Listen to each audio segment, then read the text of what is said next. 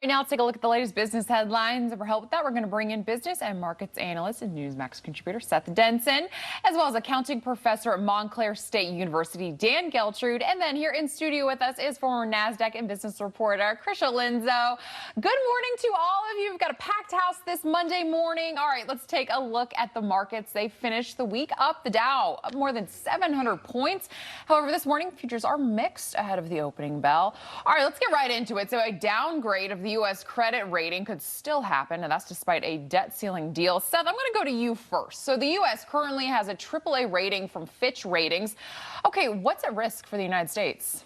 Well, listen, you got to remember that 60% of global currency is held, reserves are held in the U.S. dollar. So if we do see a downgraded rating, the value of the dollar will plunge significantly, I think, in the short term as more and more nations look at other currencies. That means importing costs would be higher, certainly with the situation of inflation. This is a big issue, and I'm glad that we've resolved it. My hope is that we don't see the downgrade, but if we do, get ready. Things are going to cost more. We don't want to hear that, Seth. Okay, here's the big topic we've been talking about for a long time. So several companies obviously have come under fire over their support of the LGBT community. It's really impacted their bottom line. I mean, Dan, how much longer could these companies be boycotted? I mean, can they survive? I mean, you look at the amount of money that they have lost. We're talking Bud Light, we're talking Target. How much longer can they survive? You know, this goes back to know your audience, know your customer. These are self-inflicted wounds by these companies. How long can it go for? Well, as long as it stays on in the public's mind.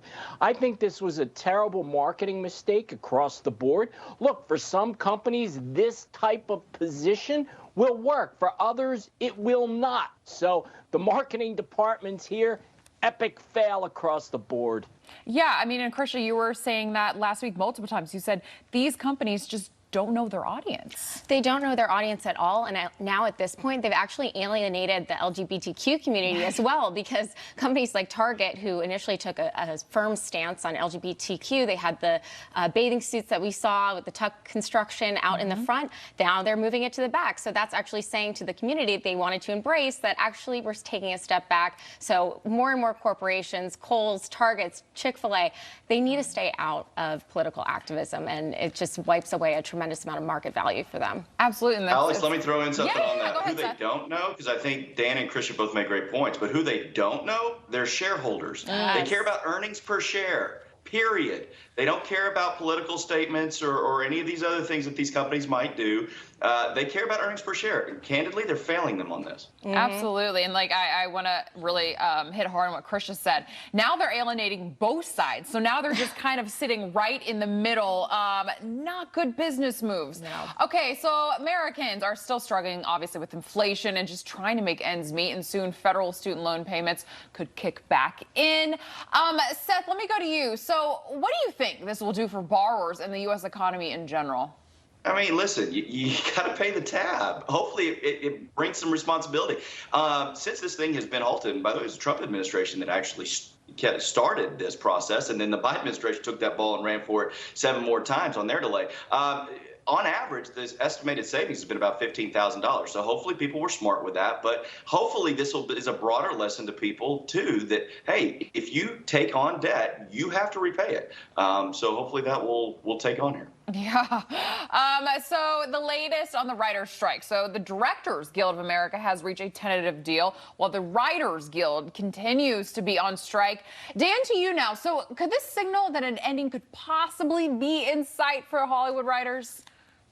Well, let's hope so. Yeah, I think ultimately the strike is going to have to end, and both sides are going to have to give, and that's what compromise is about.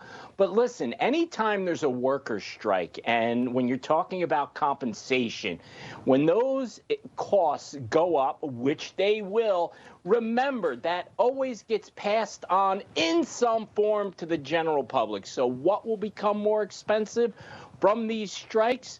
Who knows? But things will go up. Yeah. So the Barbie movie is expected to be a massive hit at the box office. You've got Margot Robbie and then Ryan Gosling playing Ken. It's also proving to be impactful in other ways. So, Krysia, it's actually caused a very odd and kind of unusual shortage. What is it? The shortage is pink paint. So if anyone wants pink paint, you cannot get it because of the Barbie movie that is coming out July 21st. I'm so excited to be talking about this because I'm looking forward to this movie. But yes, all-star cast, Margot Robbie, Ryan Gosling. It's supposed to be a hit. But if you want pink paint, you can't get it, especially in England, which is where this movie is being filmed. So it's being shot in London. So I know Seth was... Sorry, Dan was redoing his office. He was geared up for that pink office. Yeah, Dan, you can't finish your office now. Sorry. So disappointing. So disappointing. Seth Denson, Dan Geltrude, Krysia, Lenzo. Thank you guys so much for joining us this morning. It's always fun.